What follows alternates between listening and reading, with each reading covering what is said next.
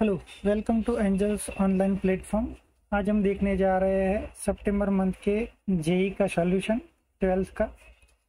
देखिए, first one question हमें दे रखा है 26 नंबर का। उसमें बोला है कि number of mole MnO4 minus required to oxidize 1 mole of ferrous oxalate completely in acidic medium will be. Okay, अब क्या बात है कि भैया यहाँ पे मीडियम की बात की है, एसिडिक मीडियम की, क्योंकि KMnO4 acidic medium, basic medium और न्यूट्रल में अलग अलग तरीके से ऑक्सीडाइज करता है। ओके, उसका ऑक्सीडाइजिंग पावर अलग अलग होता है।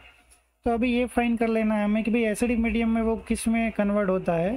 तो एसिडिक मीडियम में MnO4 माइनस से वो कन्वर्ट हो जाता है Mn+2 में। ओके, मतलब कि ये कितना इलेक्ट्रॉन एक्सेप्ट कर लेता है, तो 5 इलेक्ट्रॉन एक्सेप्ट करता है। तो यहाँ से मैं बोल सकता हूँ कि एसिडिक मीडियम में इसका n फैक्टर हो जाएगा कितना, 5। ओके, ये पहली बात हो गई।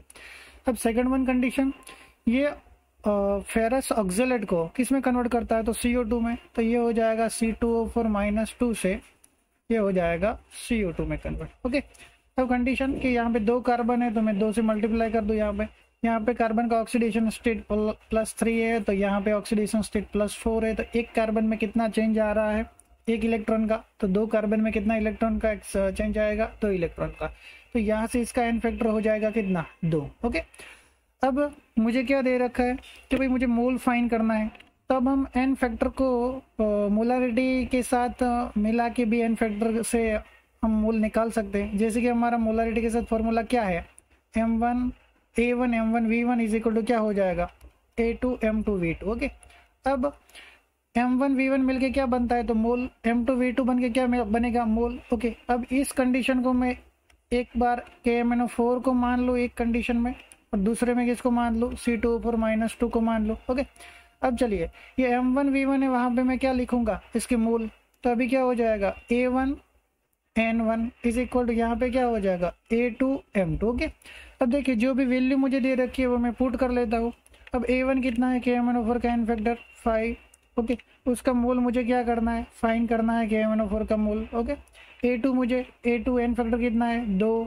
ओके, M2 कितना दे रखा है हमें, 1 मोल का हमें ऑक्सीडाइज करना है, 1 मोल को कम्प्लीटली।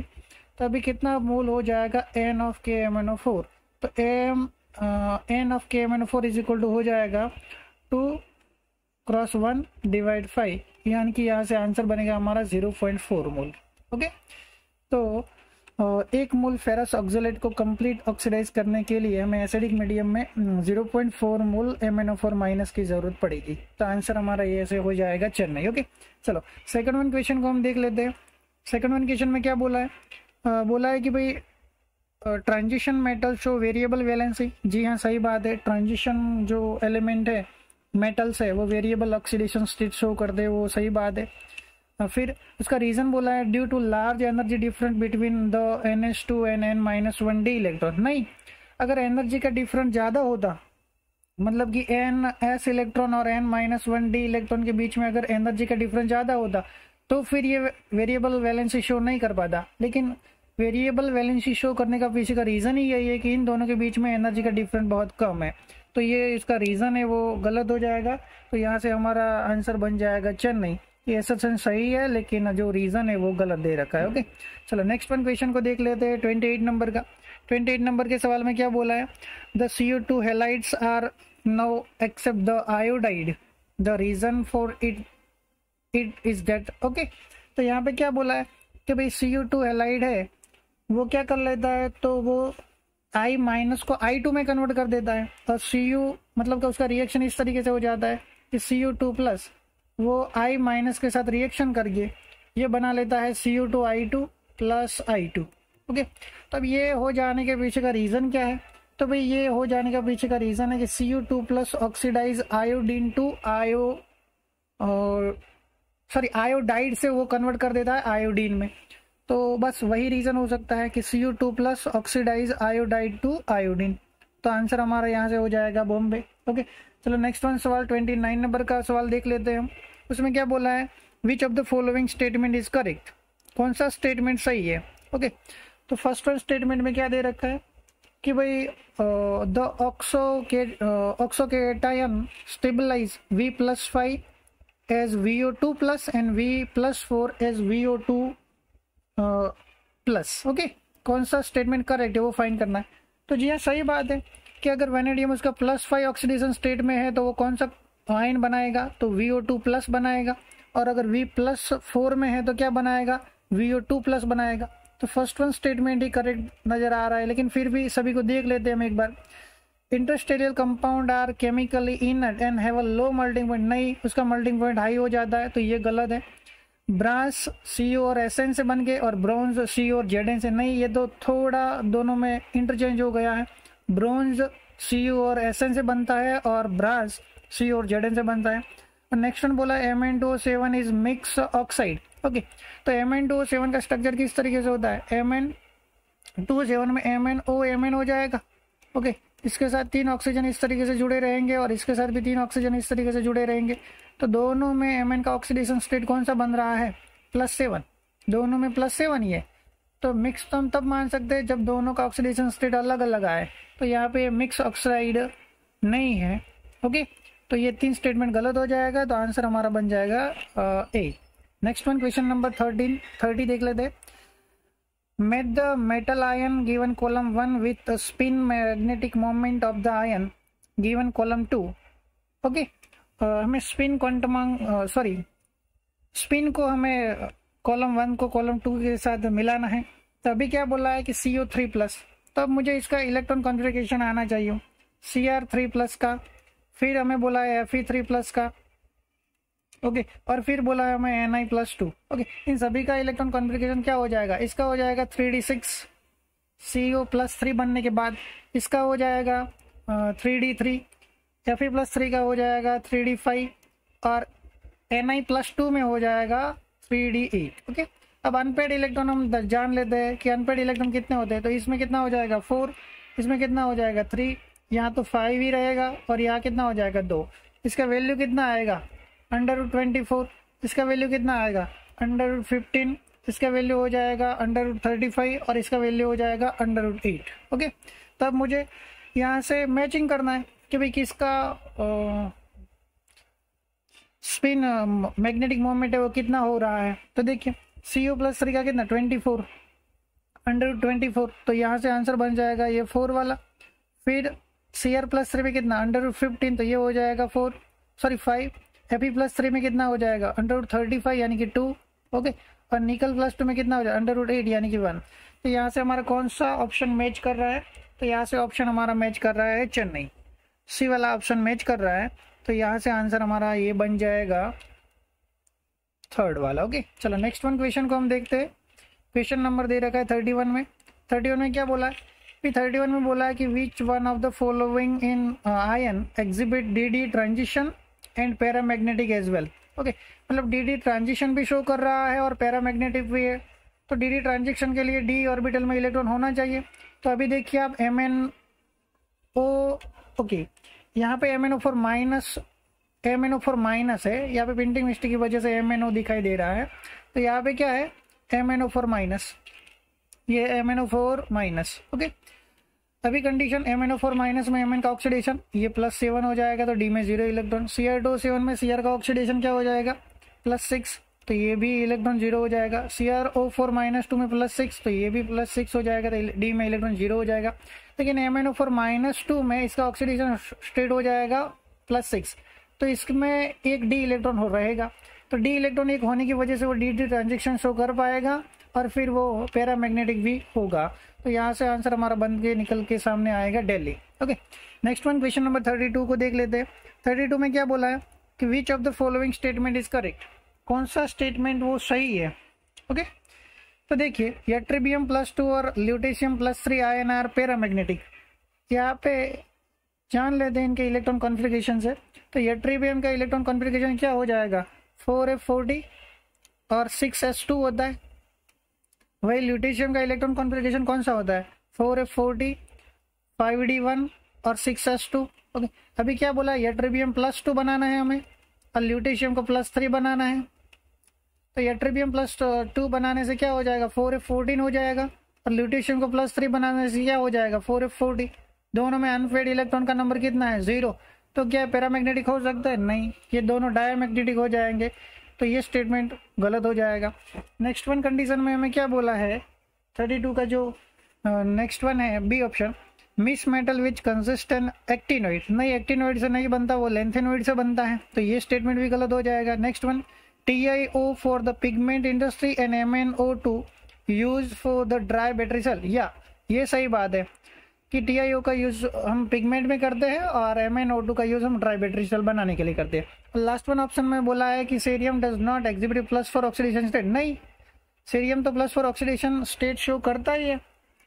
क्लियर, ओके, तो हमारा ये स्टेटमेंट सही है, मतलब ये स्टेटमेंट गलत हो जाएगा, तो आंसर हमारा बन के निकल के सामने आएगा ये चेन्नई, क्योंकि TiO का पिगमेंट में और MnO2 का ड्राई सेल में हम यूज करते हैं। ओके, नेक्स्ट वन क्वेश्चन को देख लेते हैं, 33 नंबर का। For the reaction to Na3N2 is 3H2, उसके लिए सब कुछ डेटा दे रखा है हमें, और हमें बोला है कि इनसे K1 K2 K3 के बीच में क्या रिलेशन होगा। तो इसको हम किस तरीके से लिख सकते हैं कि भाई 1/2 dNa3/dt वही इज इक्वल टू dN2/dt वही 1/3 dH2/dt, इस तरीके से लिख सकते हैं। ओके, अब सभी का वैल्यू वहाँ पे पुट कर लेते हैं जो दे रखा है वो।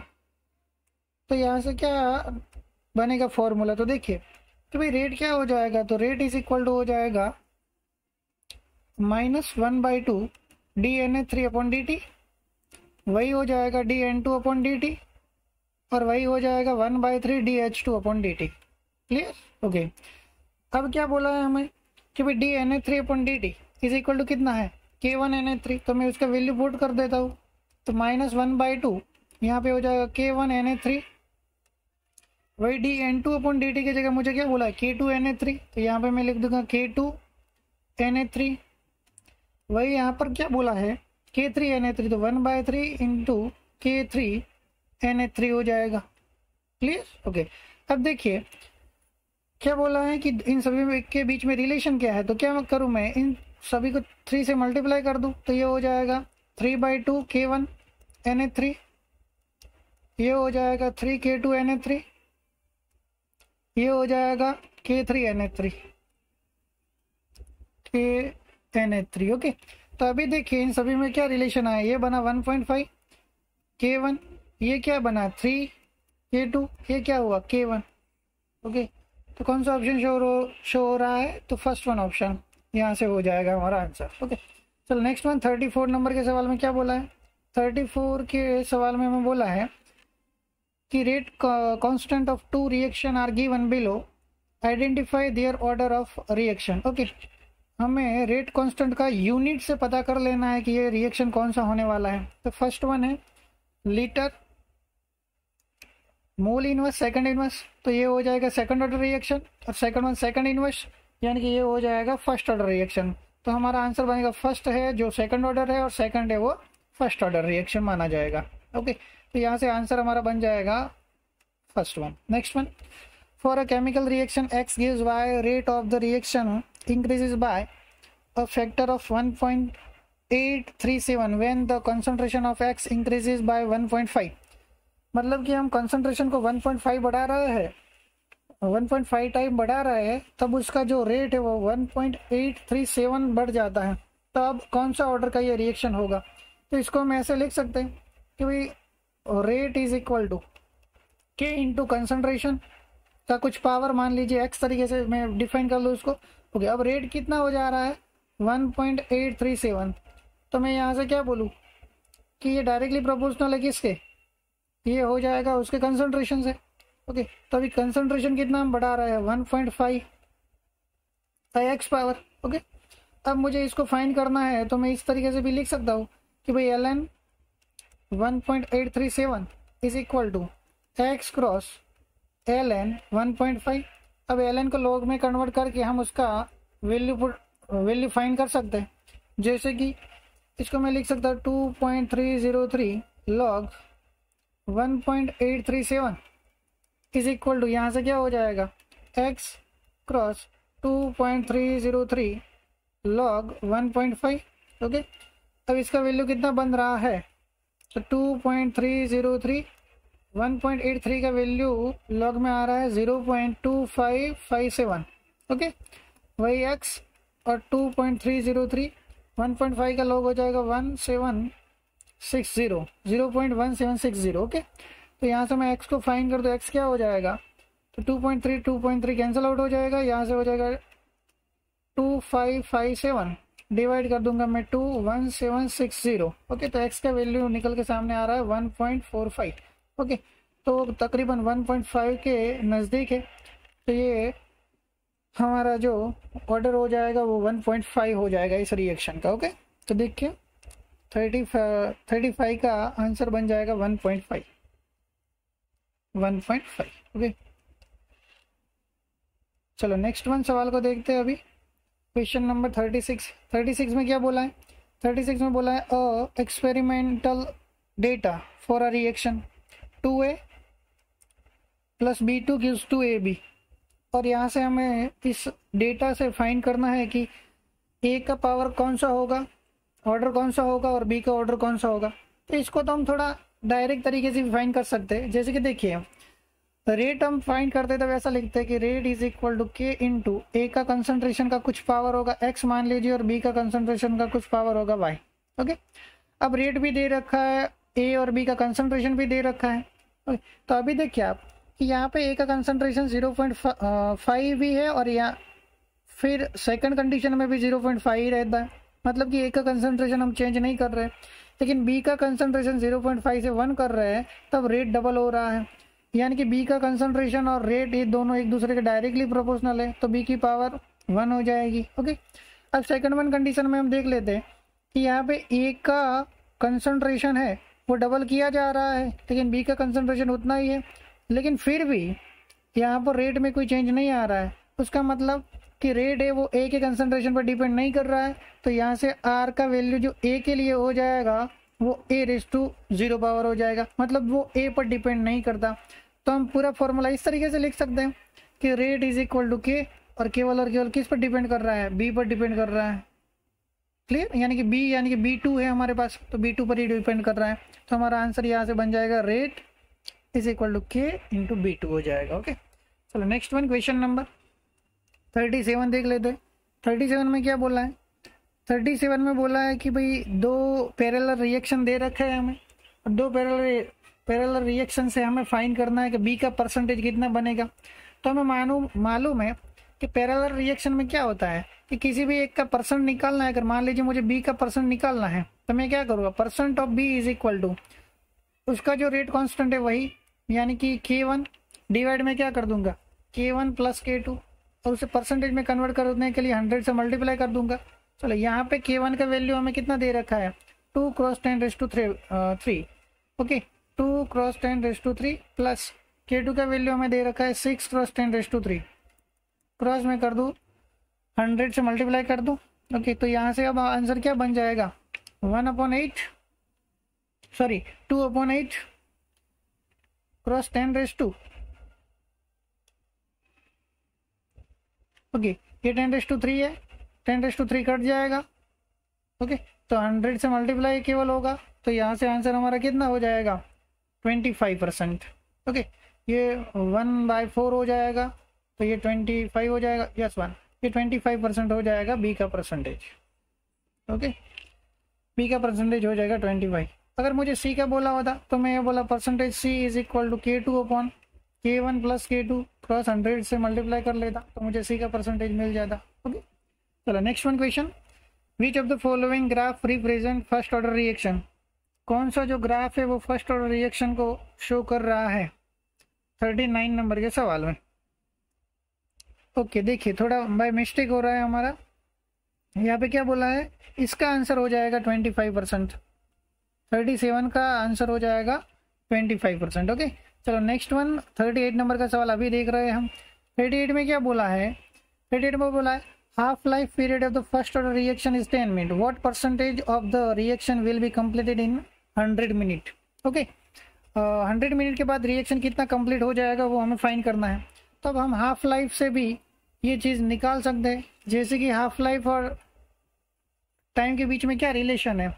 तो हम ऐसा बोलते हैं कि n is equal to total time divide में कर दूँ हाफ लाइफ, तो यहाँ से मुझे टोटल हाफ लाइफ मिल जाएगी कि पूरे समय के दौरान कितनी हाफ लाइफ हो रही है। ओके, तो जैसे कि हम ऐसा फॉर्मूला बना सकते हैं कि n is equal to total time, ये हो जाएगा टोटल टाइम डिवाइड मैं कर दूँ हाफ लाइफ, ओके। तो यहाँ से टोटल टाइम कितना है 100 मिनट, ओके। और हाफ लाइफ कितना है 10, तो कितना हाफ टाइम हो रहा है 10 12, ये हाफ टाइम हो रहा है। तो अब क्या हो जाएगा कि मुझे निकालना है फ्रैक्शन रिमेनिंग, जो बचा है उसका फ्रैक्शन निकालना है, फ्रैक्शन रिमेनिंग। तो फ्रैक्शन क्या हो जाएगा 1/2 का 10 पावर, यानी कि ये फ्रैक्शन हो जाएगा 1/1024, ओके। तो यहाँ से आंसर बन के निकल के सामने आएगा 0.00079, ओके। अभी मुझे ये तो क्या मिला, जो रिमेनिंग है वो, तो मुझे तो निकालना है कितना परसेंट रिएक्शन खत्म हो गया। तो percentage reaction complete is equal to क्या हो जाएगा 1 - 0.000797, ओके।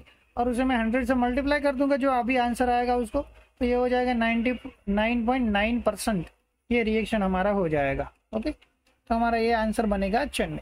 चलो नेक्स्ट वन, क्वेश्चन नंबर 39 को देख लेते। Which of the following graph represent first order reaction. Rate versus concentration का ग्राफ हमें दिया है और बोला है कि कौन सा रिएक्शन फर्स्ट ऑर्डर को फॉलो कर रहा है। तो फर्स्ट ऑर्डर में क्या होता है, रेट और कंसंट्रेशन दोनों एक दूसरे के डायरेक्टली प्रोपोर्शनल हो जाते हैं। तो कौन सा ग्राफ ये शो कर रहा है, तो ये बॉम्बे वाला ग्राफ है, वही शो कर रहा है कि जैसे जैसे कंसंट्रेशन बढ़ रहा है वैसे वैसे रेट बढ़ रहा है। यानी कि अब उल्टा सोच सकते हैं, जैसे जैसे कंसंट्रेशन कम हो रहा है वैसे वैसे रेट भी कम हो रहा है, ओके। चलो नेक्स्ट वन, क्वेश्चन नंबर 40 में क्या दे रखा है, which is true for the temperature coefficient of reaction. Temperature coefficient के लिए कौन सा स्टेटमेंट सही है। टेम्परेचर कोफिशिएंट किसको मानते हैं हम, यानी कि किसी भी रिएक्शन में अगर हम 10 सेल्सियस का बढ़ोतरी कर रहे हैं तो उसका जो रेट है वो अगर डबल हो जाए, ओके, तो उसको हम टेम्परेचर कोफिशिएंट मानते हैं। तो अभी क्या कंडीशन है कि specific reaction rate of 25 Celsius, नहीं ये तो गलत चीज़ है। Rate of the reaction 100 Celsius, नहीं ये भी बात गलत है। Ratio of the rate constant at temperature 35 Celsius and 25 Celsius, yes, इस चीज़ को हम मानते हैं, ओके। इसका फॉर्मूला भी हमने बना के रखा है कि R2/R1 क्या हो जाएगा, KT + 10 Celsius upon KT Celsius is equal to mu delta T/10 हो जाएगा, ओके। और इसी म्यू को हम बोलते हैं क्या, टेम्परेचर कोफिशिएंट, ओके। तो ये रेशियो है दोनों के बीच में। चलो क्वेश्चन नंबर 41 को देख लेते हैं।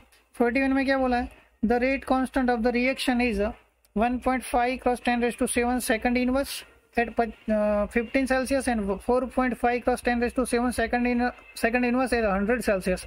What is the value of the activation energy. दो हमें रेट कांस्टेंट का वैल्यू दे रखा है, दो टेम्परेचर दे रखा है, और हमें फाइंड करना है क्या, TA का वैल्यू फाइंड करना है, एक्टिवेशन एनर्जी फाइंड करना है। तो वो तो हमारा इक्वेशन है आर्यन इसका, log K2/K1 is equal to E/2.303 R bracket में 1/T1 - 1/T2 हो जाएगा, ओके। तो उसी वैल्यू को हम यहाँ पर पुट कर लेते हैं। तो यहाँ पे क्या बोला है कि R1 का वैल्यू कितना दे रखा है 1.5 × 10⁻⁷, T1 का वैल्यू 15 सेल्सियस है, उसको मैं केल्विन में कन्वर्ट कर दूँ 237 से ऐड करके, तो ये हो जाएगा 323, ओके। वही दूसरा रेट कांस्टेंट का वैल्यू में दे रखा है 4.5 × 10⁻⁷ और टेम्परेचर तब दिया है 100 सेल्सियस, तो ये हो जाएगा 373 केल्विन, ओके। तो बस सभी का वैल्यू यहाँ पे पुट करना है, तो वैल्यू पुट करके उसका कैलकुलेशन कर लेते हैं। तो ये क्या हो जाएगा, log 4.5 × 10⁻⁷ divide 1.5 × 10⁻⁷ is equal to EA/2.303, R का वैल्यू 8.314, ओके। अब T2 ऊपर हो जाएगा T2 - T1, यानी कि ये हो जाएगा 15, और डिवाइड में क्या कर दूँ दोनों टेम्परेचर 323 × 373, ओके। तो इसका हम कैलकुलेशन करेंगे, तो यहाँ से हमारा EA का वैल्यू बन जाएगा कितना 22011 जूल पर मोल, ओके। अभी इसको मैं ऑप्शन के मुताबिक लिखूँ तो ये हो जाएगा 2.2 × 10⁻⁴ जूल पर मोल, ओके। तो हमारा आंसर हो जाएगा 2.2 × 10⁻⁴ जूल पर मोल, ओके। चलो next one question, which one of the following option correct if the activation energy of two reaction are EA1 and EA2 with EA1 greater than EA2. Okay और फिर क्या बोला है कि and if the temperature of the reacting system increasing from T to T, temperature हम बढ़ा रहे हैं इसका। देखिए यहाँ पे जो डेटा दिया है उससे दो चीज़ें हम फाइंड कर सकते हैं। एक तो हमें क्या बोला है कि EA1 EA2 से ज़्यादा है, EA1 EA2 से ज़्यादा है। एक बात तो ये मैं नोट कर लूँ कि भैया मेरा EA1 EA2 से ज़्यादा है। ओके अब अगर इसको मैं फॉर्मूले से मैचिंग करूँ तो ये क्या हो जाएगा, एक अगर कंडीशन को मैं K मानूँ तो दूसरी कंडीशन को मैं K डैश मानूँ। K वाली कंडीशन में टेम्परेचर को T मान लेते हैं और K डैश वाली कंडीशन में टेम्परेचर को बढ़ा के T डैश मान लेते हैं। तो अभी क्या हो जाएगा कि भाई K dash upon K is equal to ये अपॉन क्या हो जाएगा R। यहाँ पे मैं क्या लिख सकता हूँ 1/T minus 1/T dash. Okay अब देखिए ये फॉर्मूला थोड़ा आगे बढ़ा है तो ये हो जाएगा K dash upon K is equal to ये अपॉन R, ये हो जाएगा डेल्टा T अपॉन यहाँ पे मैं लिख सकता हूँ T डैश। ओके अब इस फॉर्मूले से हम पता कर रहे हैं कि अगर टेम्परेचर बढ़ रहा है, पॉजिटिव हो रहा है, तो EA का वैल्यू ग्रेटर है, EA का वैल्यू भी ग्रेटर है। ओके तो K डैश अपन K का वैल्यू भी क्या हो जाएगा, ज़्यादा हो जाएगा। तो बस वही तो बात है, अगर टेम्परेचर बढ़ा रहे हैं EA1 ज़्यादा है तो जो वन पोजीशन है मतलब K1 वाली कंडीशन है उसमें K1 डैश अपॉन K1 का जो वैल्यू है वो K2 डैश अपॉन K2 से क्या हो जाएगा, ज़्यादा। क्योंकि इसका ये ज़्यादा है तो ये रेशियो ज़्यादा होने वाला है। तो K1 dash upon K1 greater than हो जाएगा K2 डैश अपॉन K2 से। ओके टेम्परेचर भी बढ़ा रहा है इसीलिए ये चीज़ हो जाएगी। ओके चलो तो आंसर हमारा हो जाएगा यहाँ से K1 dash upon K1 greater than K2 dash upon K2। Okay चलो नेक्स्ट वन सवाल 43 नंबर का। Floating log 10 T1/2 against log 10 A0 is initial concentration of the reactant for the first order reaction। तो इसका slope क्या बनेगा।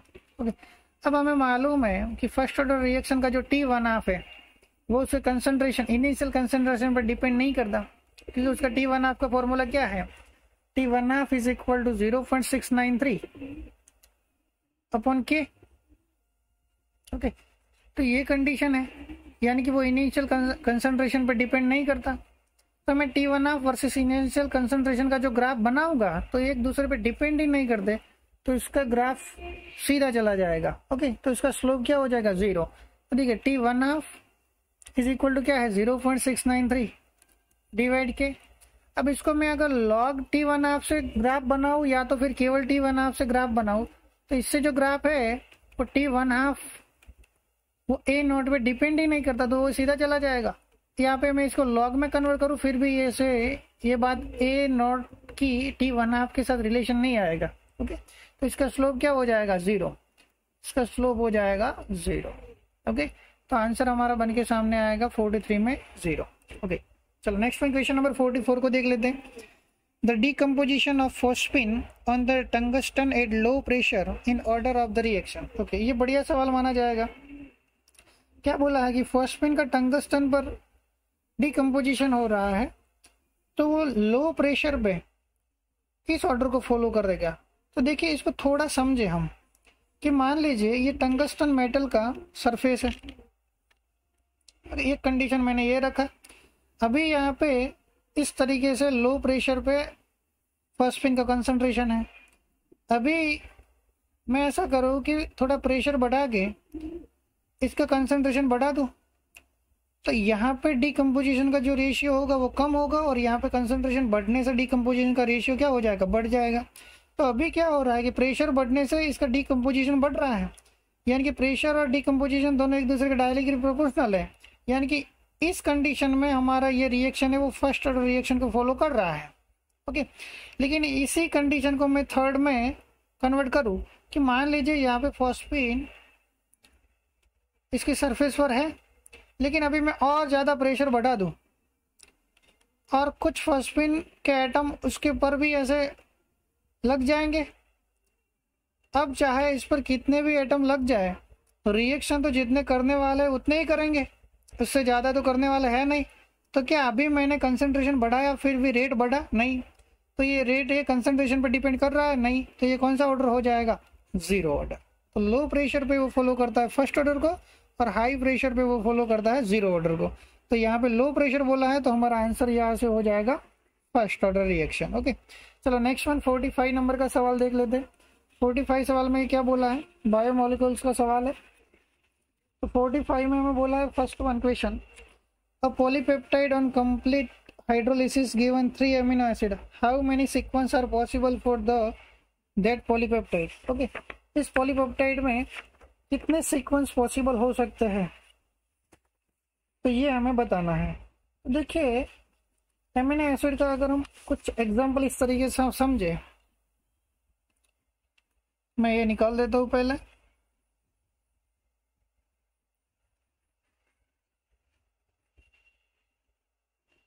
तो हमें बोला है कितने सीक्वेंस से ये एक दूसरे के साथ जुड़ सकते हैं, वही बात बताना है केवल। और एमिनो एसिड कितने हैं? 3। ओके, देखिए हम थोड़ा समझे कि हमारे पास इस तरीके कोई अमीनो एसिड है NH2 बॉन्डिंग CH, इसके साथ R जुड़ा है, ये COOH है। दूसरा है NH2 बॉन्डिंग CH, इसके साथ R डैश जुड़ा है, ये COOH है। ऐसा बन सकता है कि इसमें से मैं OH को हटाऊँ और इसमें से H को निकाल दूँ, तो एक सीक्वेंस ये बनेगा। दूसरी कंडीशन में ये बन सकता है मैं यहाँ से OH को निकालूँ और यहाँ से H को निकालूँ, तो फिर सेकंड वन कंडीशन बन जाएगी। तो देखिए ये कितना पॉसिबिलिटी हुआ, तो 2 पॉसिबिलिटी हुआ। ओके, वैसे हमें कितने अमीनो एसिड को जोड़ने हैं? 3। तो मैं मान लूँ हमारे पास ABC 3 टाइप का है, तो इसको एक सीक्वेंस तो ये लिख सकते हैं हम ABC। सेकंड वन को क्या लिख सकते हैं? ACB। थर्ड वन क्या बना सकते हैं? BAC। फोर्थ वन क्या बना सकते हैं? BCA। फिफ्थ वन क्या बना सकते हैं? CAB। ओके, और सिक्स वन क्या बना सकते हैं? CBA। तो कितने सीक्वेंस पॉसिबल है? तो 6। तो आंसर यहाँ से हो जाएगा 6। ओके, चलो नेक्स्ट वन क्वेश्चन दे रखा है, which of the following is sweetest sugar? कौन सा स्वीटेस्ट शुगर माना जाता है? तो ये आंसर हो जाएगा फ्रुक्टोज। नेक्स्ट वन सवाल, branched chain structure is show by, कौन ब्रांचेड स्ट्रक्चर शो करता है? तो एमाइलो में C1 और C6 ही होता है, सॉरी C1 और C4 ही होता है, लेकिन एमाइलोपेक्टिन में C1 और C4 के उपरांत C1 और C6 हो जाता है। ओके, तो ज़्यादा चेन स्ट्रक्चर कौन सा, ब्रांच चेन स्ट्रक्चर कौन सा है? तो ये आंसर हो जाएगा एमाइलोपेक्टिन का। ओके, चलो next one, vitamin A is called as, vitamin A को क्या बोला जाता है? तो रेटिनॉल बोला जाता है। Which of the following hormone contain iodine, iodine किस में होता है? तो थायरोक्सिन में होता है। ओके, और 15 नंबर का सवाल कि glucose on oxidation with tolerance reagent in concentration HNO3, तो कौन सा प्रोडक्ट वो शो करता है रिस्पेक्टिवली? तो जब टॉलरेंस रिएजेंट के साथ रिएक्शन करता है तो ऑक्सीडाइज होकर ग्लूकोनिक एसिड बनाता है, और जब HNO3 के साथ रिएक्शन करते हैं तो सैकेरिक एसिड बनाता है।